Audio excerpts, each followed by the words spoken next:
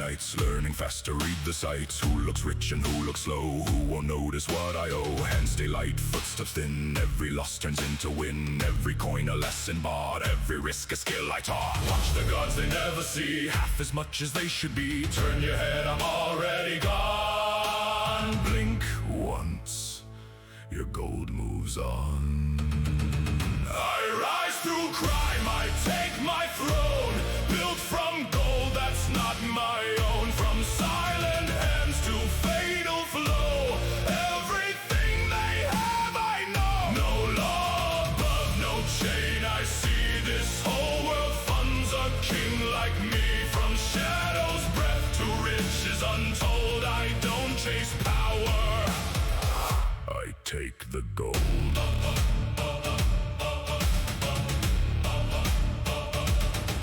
Light armor, silent, built to move. Every motion sharp and smooth. Locks give way, the weak comply. No one sees and no one asks why. Contracts whisper, names are sold. Some pay coins, some pay in gold. Some just vanish, no trace left. Profit made from silent theft. Bounty rise and whisper spread. Prices climbing on my head, but they chase what they can't see, and they'll never catch me. I rise through crime, I take it all. From market stalls to palace walls. Every lock and every door, just another open score. No fate, no mercy, no.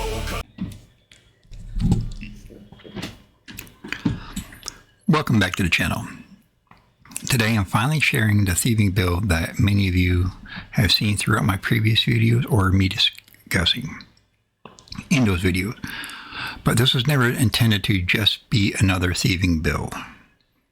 From the very beginning, my goal was to create something much bigger, a complete thief ecosystem, or kind of like a ESO Thief Architecture. Sorry for the squeaking, it's one of my dogs having fun with a toy.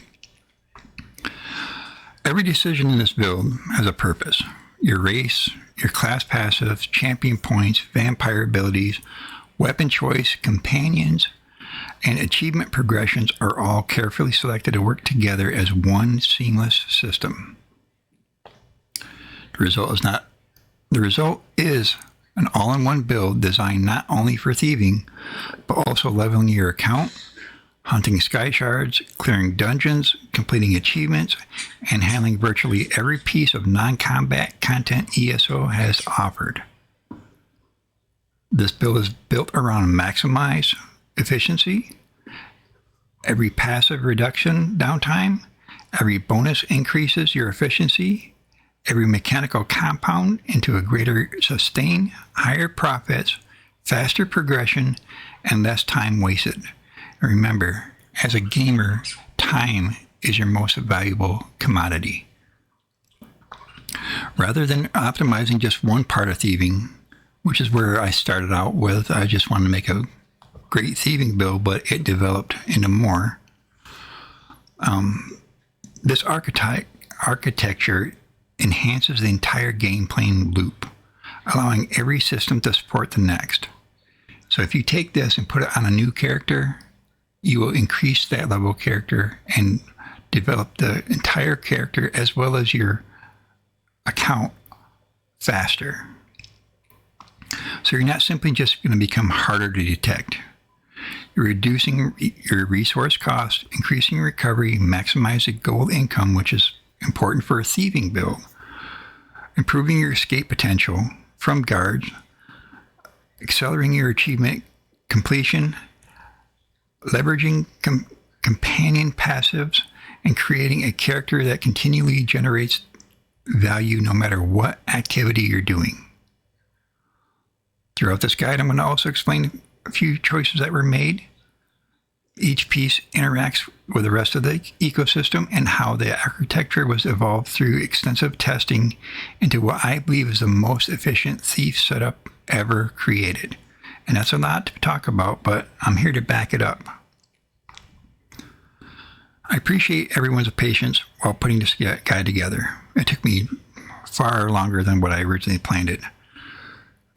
Life events, gaming, as well as just planning out things and making tests, countless combinations, level I had to level multiple skills for it, unlock some achievements, and verify that these worked. To make navigation easier, I'm going to include timestamps in the description below so you can jump directly into every section that interests you the most or which you find more enjoyable. And of course, if you enjoyed the guide, learned something new, or just are having fun with it, I'd greatly appreciate it if you gave a like and comment and subscribe to the channel. And if you discovered something that makes this this thief ecosystem build even stronger, let everyone know in the comments. Oh, sorry, excuse me. We can continue evolving the architect into an ultimate ESO thieving experience together as a community. So without further ado, let's get into it. The gear is designed to be flexible with what you need to do. But for the most part, it's not going to surprise too many people. We have the Vesture of Darlock Bray set. And again, if my pronunciation of things are terrible, I do apologize. You don't really need any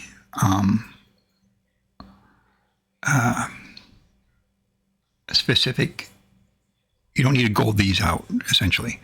But what I've done I put it increased training, so whatever I'm doing will increase my account further. So with this, we're going to have 4 pieces. The reason why we're doing that, because all 3 sets that we're using is going to reduce the radius you can be detected while sneaking by 2 meters and reduces the cost of sneak by 10%. So we're using 4 pieces of Darlock Bray, 3 pieces of the Night Terror set,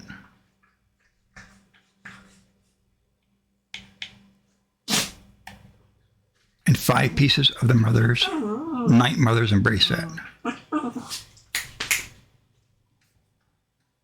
Now, what makes this build flexible, depending on what you want to do, is there are a couple things that will allow you to do certain areas better with just wearing these 3 alone.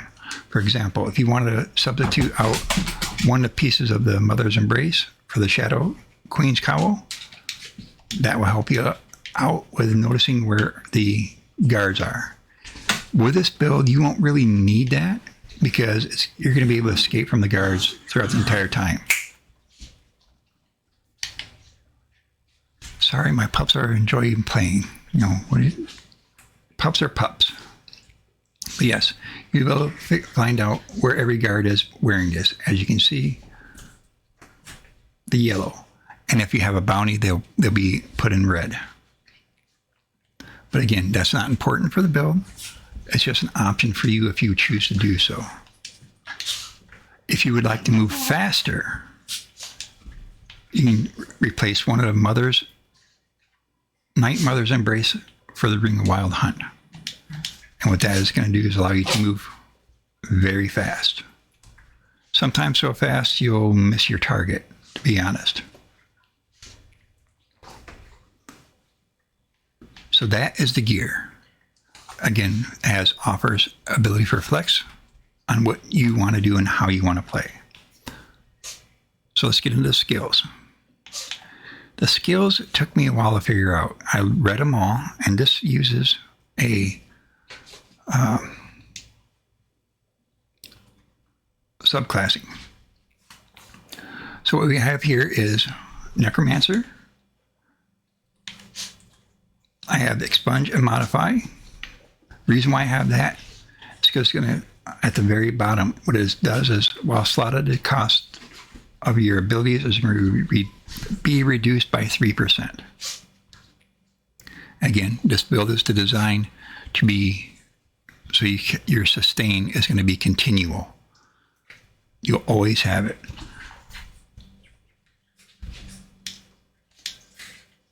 Dawn's Wrath. The reason why we have this, and the only thing we're doing with Dawn's Wrath, we don't have any abilities. We just have Restoring Spirit. This is going to reduce the health, magicka, stamina, and ultimate cost of your abilities by 5% to help with that sustain. You don't need anything else. You're not going to slot anything else.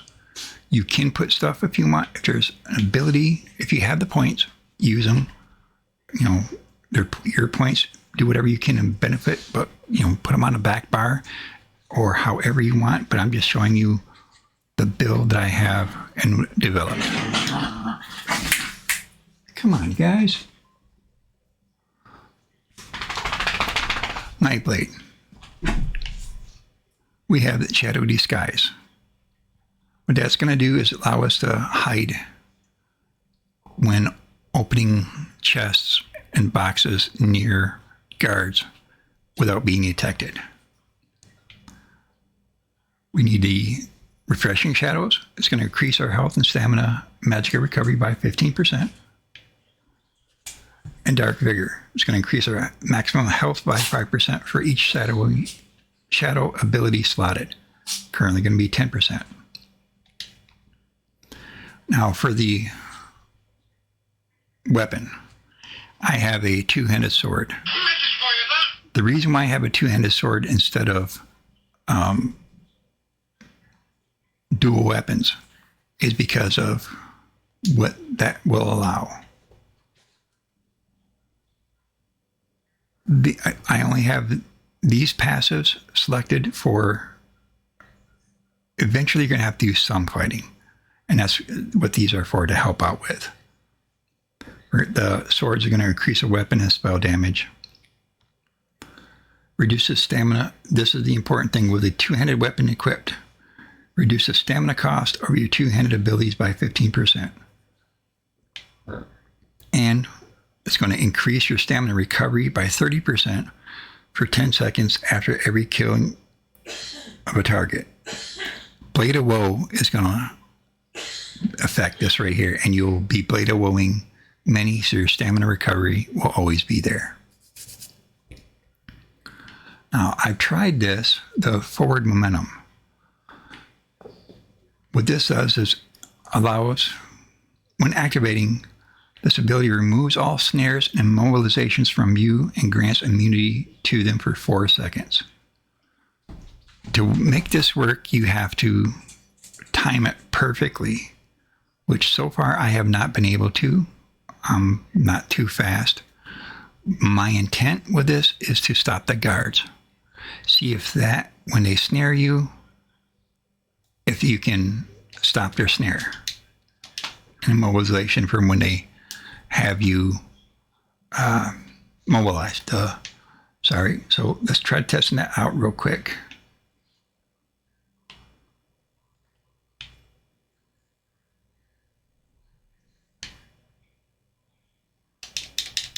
And it does not work, as you can see. So that's one of the things that I tried to work out. However, with Barb Trap, I'm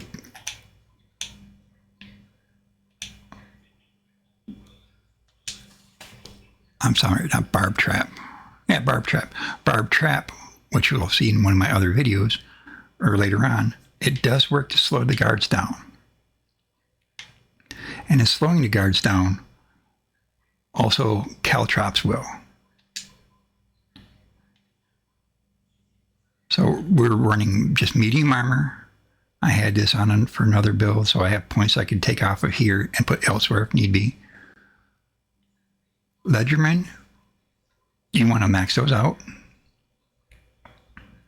Oh, I forgot to mention this. The reason why I have, again, the forward momentum does not work, which I showed you right there. So that can be swapped out with something else. I'm going to probably put something in from here that will increase my passives.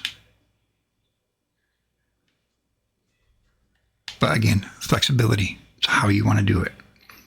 The caltrops and trap beasts will slow down guards.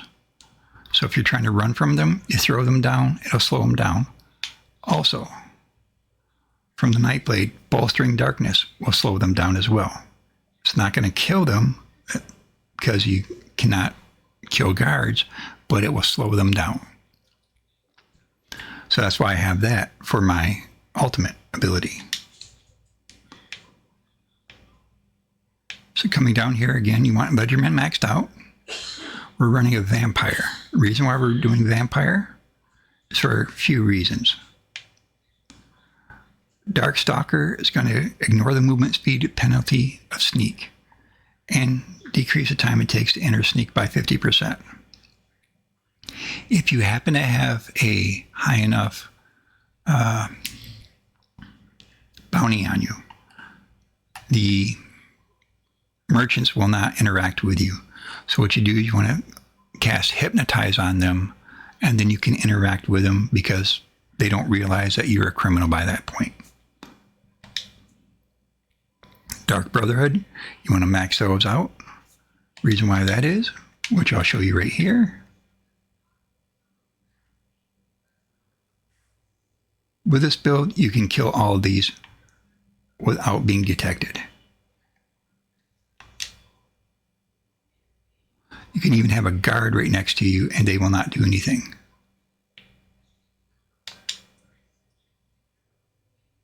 Plus you get the dried blood from each of it, and it will help level up your skill line for Dark Brotherhood.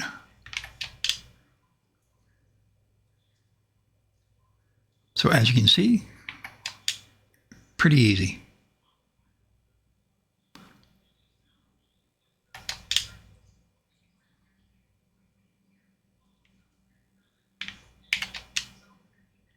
And the key thing is after this, what you want to do is make sure you're hiding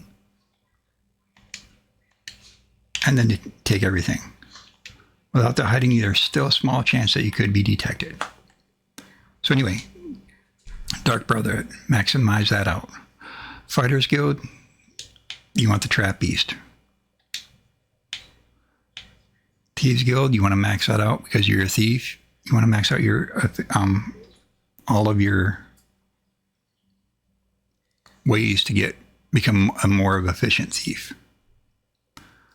Assault, Caltrops again, that will decrease the speed and slow down the guards. Now race. Here's the important thing with race. Most people think the best race for thieving is a Khajiit, and that is incorrect. I know that 5% gives you an extra 5% of pickpocketing, but 5% is really nothing. If you play this game long enough, you'll know that you can have 95% chance to do something and you can still fail it 3 times in a row. So instead of going for that small chance at pickpocketing and you're a thief, the intent of a thief is to gain gold. And what you want to do is that with Imperial, using Diplomat, it increases your gold by 1%. 1% isn't much, but that's 1% that goes with everything, including the passives from Ember that you'll get for at various times, the cut purses, the chests, the thieves' troves, everything, and you'll be doing a lot with this build. So the best race for a thief is Imperial. It increases your max health, increases your stamina, and reduces the cost of all your abilities by 6%. Again, that goes back to sustain. Crafting is not important, but if you have the points, put them where you want. My suggestion would be the hirelings. That way when you log in, you're going to get stuff for your crafting right off the bat. And again, it's if you have the points. Champion points. Champion bar. We have friends in low places. This is not important. This is one of your flex areas to have whatever you want. No, the reason why I say not important is because with this thief build, you can run past a guard at having 30 million bounty, which I'm going to show right here. I know it's So I have a bounty. Let me hide. I just have to get away from this guard right here. Once I'm away from him,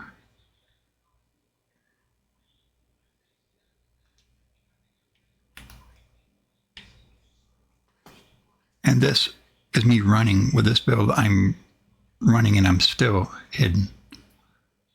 See, I just went right past this guard.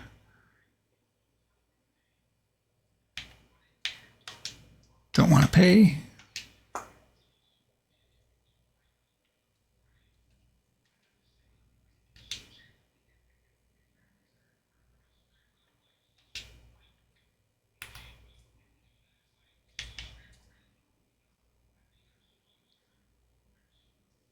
So let's try that again. I should have been able to just go right up next to him. See, just like that. All right, there's something wrong with this. Okay, so I figured out what was wrong. I didn't have the full 3-piece sets on. I had the Ring of Wild Hunt on. That one piece of gear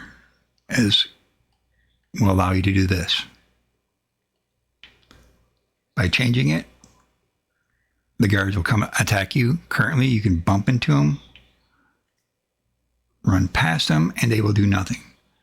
That's how important one gear is.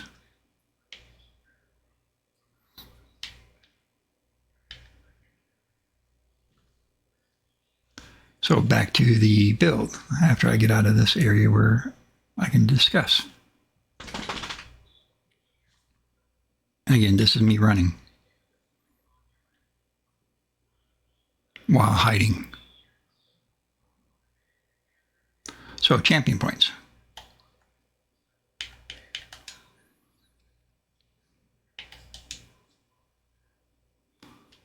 Again, this is not important because again, with this build, as I showed, you can run right past them. You just gotta pay attention to what gear you have on, obviously. Shadow Strike. This is one of the important things of when you kill an enemy, your Blade of Woe will become invisible for 5 seconds. As I showed earlier, by Blade of Woeing the entire group, each time I Blade of Woed them, I turned invisible. That's how I was undetected. Siege Blessing. This is going to increase your movement speed. Sustaining Shadows is going to help you reduce the cost of sneak. Also, what you want to do is you want to come down here, max this out. It's going to decrease out of sight. It's going to decrease the radius you can be detected. This is going to reduce the movement speed penalty of sneak by 5%, total of 25%. So you want to max these out as well. Anything else in here is at your discretion. One, again, you want to have this one right here, Sustain the Shadows, Seed of Blessings. Over here, definitely you want the Infamous so you can increase the value of your fence items. Shadow Strike and Cut Purse's Art. These are the important ones from the green tree. Warfare, the blue tree. There's a lot of flex for what you need. This isn't too important for thieving. However, to help when you are out in the world, inside of a dungeon, because again, with this build, you can go take your character to the dungeon boss and pull your entire group to the dungeon boss. Kill the dungeon boss, you constantly keep pulling them to the next dungeon boss. So this is going to make going through dungeons faster. Ironclad, I have that so I got less damage reduction. In this endurance, that's going to increase your stamina. This is important. And this is important. The reason why, because your skills use these heavily, especially the Shadow Strike, or Shadow Cloak, I'm sorry. That one uses Magicka. So you definitely want the Arcane Supremacy. Now, Red Tree. You can have the celerity to move faster or the Spirit Master. I put this on to go through a dungeon with some friends just in case they died. I could do it. But I can move faster by having celerity. Blood renewal. After each kill, your stamina, you're going to get to 300, or because I have it maxed out, 1,500. So when I blade of woe somebody, my stamina is done, restored. Sustained suffering, you're a vampire. It's going to increase your health and magic and stamina recovery by 30 per stage while under the effects of negative effects. And vampirism counts as a negative effect. You're going to replace that. You're not going to use this rate on rejuvenation. Instead, you're going to use this. Siphoning spells, it's going to restore 300 magicka per kill. Again, that's going to help with your shadowy cloak, and bladed woeing will count. So that's the champion points. Your companion. If you can maximize your companions, all of them out. It's going to be beneficial for every character that you have because it's account wide. I have all my companions maxed, but the important one that you can easily maximize the fastest, and in my opinion the best companion to take with you for thieving, is going to be a Xandar. Now the reason why I say Xandar, he doesn't care if you kill, murder, do anything. He doesn't care anything about that. The only thing he hates is mushrooms, pretty much. And when you steal an object that is a ritual object, you're going to level him. And doing thieving, you're going to get a lot of them at the same time. So it is, there's no cap limit. You can continuously level him all the time while you're thieving. Ember is good, but the downfall to her is if you get caught thieving, your rapport with her can go down. That is what makes her not the best at thieving to have with you while you're doing it. You can still level her by manipulating the system, and that's pretty much with any companion. For example, blade of woe everybody around you with a Xandar out, pick up those items off of them, recall Amber, unlock a chest while she's out, and she will level up. With Isabel, when you're doing your daily crafting, when you turn in your crafting for blacksmithing, you can level her up and then switch to a Xandar when you turn in your crafting for your alchemy, and that will level him up. So it's a matter of paying attention to what will level them up and swapping them all out per task you're doing, and you can level them all quickly. While we're here, assistance.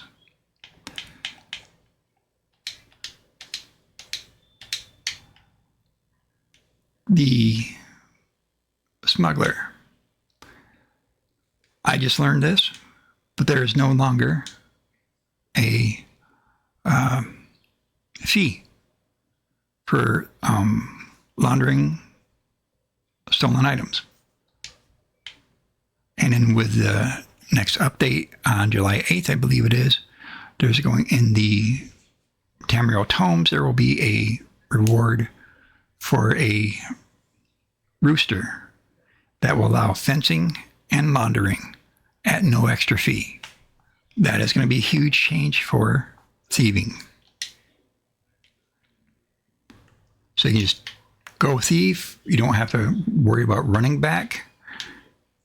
Just enjoy your thieving throughout the entire time.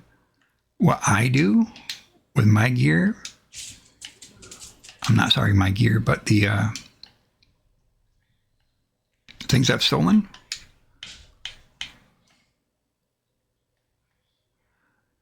I destroy all the green and white. Reason why is I only do the blue and higher. The amount of stuff that you steal you'll be able to get maxed out with blue, and that you'll get more money for the blue or the purple than you will the green and the white. And you have a limited amount of items that you can launder or fence. If you have your fencing maxed out, I believe it's 140 items that you can fence, and that is a lot of gold per character.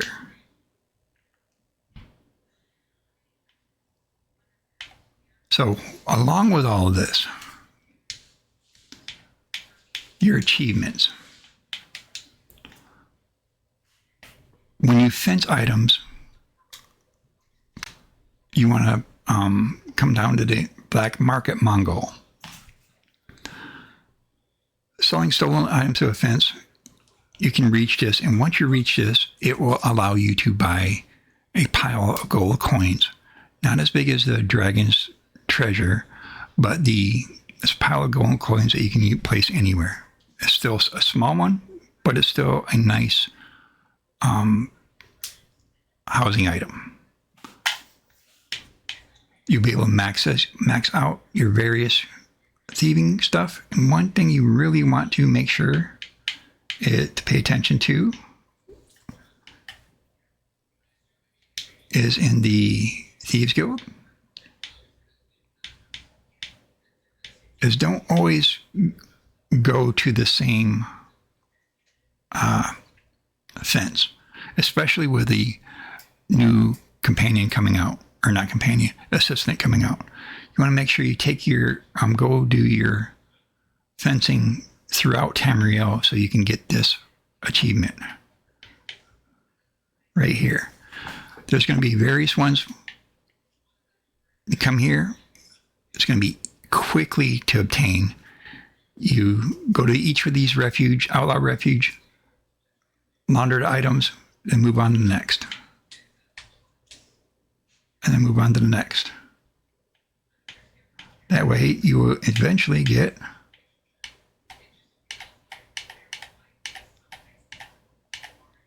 right here. Just a quick achievement that you'll be able to obtain just by stealing.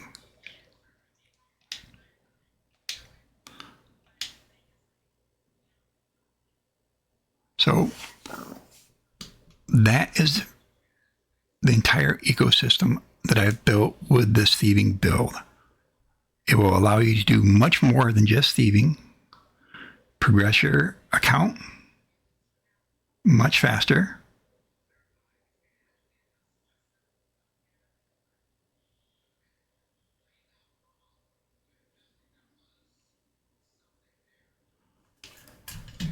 and that's pretty much, I do believe I covered everything. It's a lot to cover. Again, I apologize for taking so long with this, but I wanted to make sure I got it down to a science of the best way to maximize this to progress thieving as well as your account. Because with this, you can run around quickly and do the Skyshards. You can grab the lore books. You can, again, progress through a dungeon faster. This build offers so much more than just thieving. And in the video going after here, I'm going to show some examples of what it can do. Keep in mind that the detection radius can be tricky. I found that with animals, well, certain animals, you have to sneak up behind them, but once you get into their peripheral vision, that's when they can detect you. Like, for example, an alligator or a crocodile. However, this build also allows you to sneak up on bosses, and they won't do anything to you. Which I will highlight in the videos after here. Which is odd because with Slime Crawl, you can stand right in front of him and he won't do anything stand beside him, bump him, or whatever. But a crocodile out in the world, you can't do that to. Ghosts, they will be able to detect you. Clan fears, they will be able to detect you. To escape them, you can use the shadowy cloaking. So if you want to sneak by them, I would suggest doing that. But this will allow you to sneak essentially past everything except for those particular situations. And it's not always going to be the same. If I found that out. It'll work sometimes and sometimes it won't work because of how the game is set up and how that each animal is considered a different class or something. If anybody happens to know the reason why that is, please mention that in the comments. I would like to figure out exactly how I can manipulate that system. And again, this system can be used to, as I showed in my previous video, you take it into Dragonstar Arena and you can let your companion do all the work for you. Your companion will solo the game, or solo. The first one is the only one I've only tested it with. Beyond that, I have not tested it. But what it is you're tricking the game into thinking that you're not in a combat. And when your companion dies, because the NPCs that you're fighting can't detect you, your companion will resurrect as soon as they die. So it's manipulating the system to a degree, but that's how they have it set up. So yes, I hope you've enjoyed this. I know it's a lot to cover, but again, that's why it took me so long. And I hope you enjoyed it. If you did, please like and subscribe. That would be great. Help out the channel. Until then, see you around next video. My videos will start coming out more frequently now that I got this big one out of the way. And don't forget the season 1 of the Tamriel Tomes. Season 1 of Dawn and Dusk is coming out on the 8th, I do believe. And that's going to help out with open up a lot more thieving, and this build will help with that. So you have a great day. Stay safe out there. It's hot in certain areas, getting colder in others. Weather is crazy. So please stay safe, stay hydrated out there. Don't overdo it, and have a great day.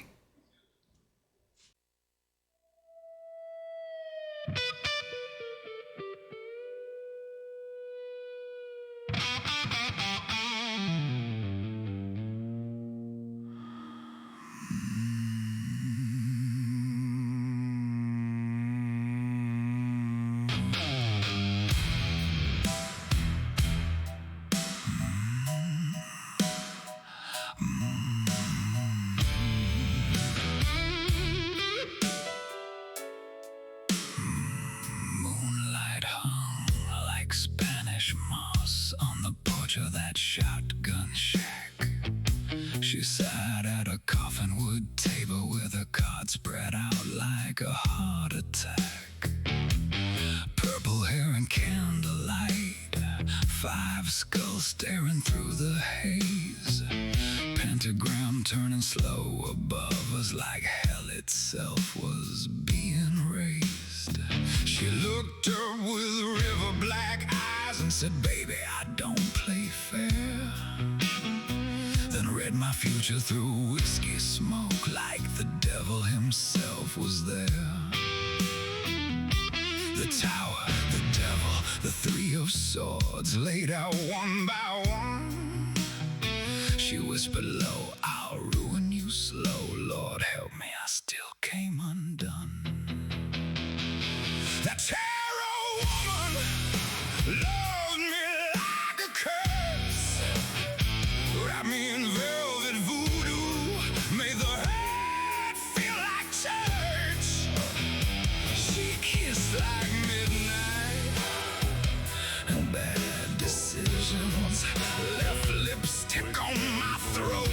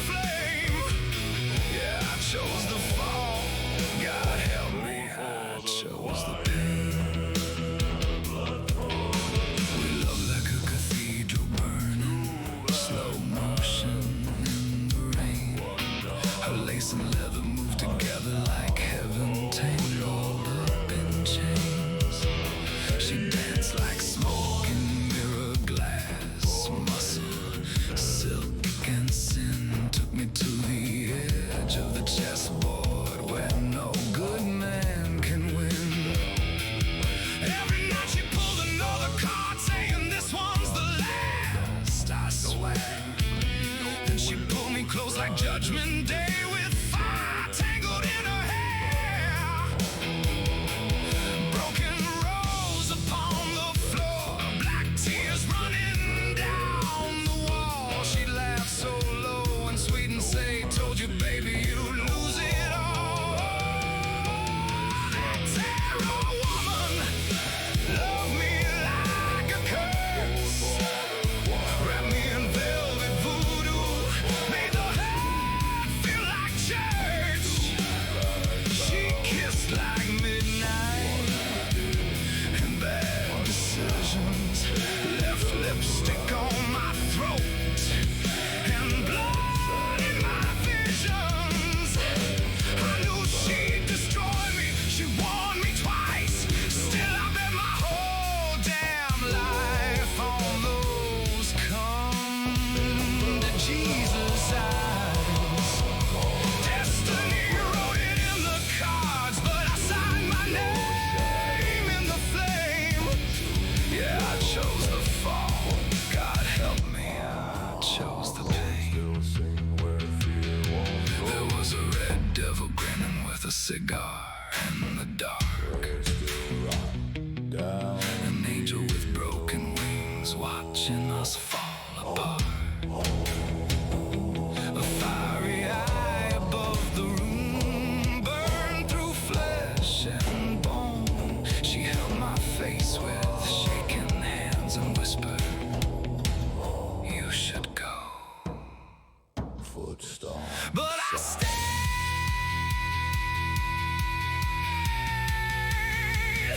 Lord, I stayed.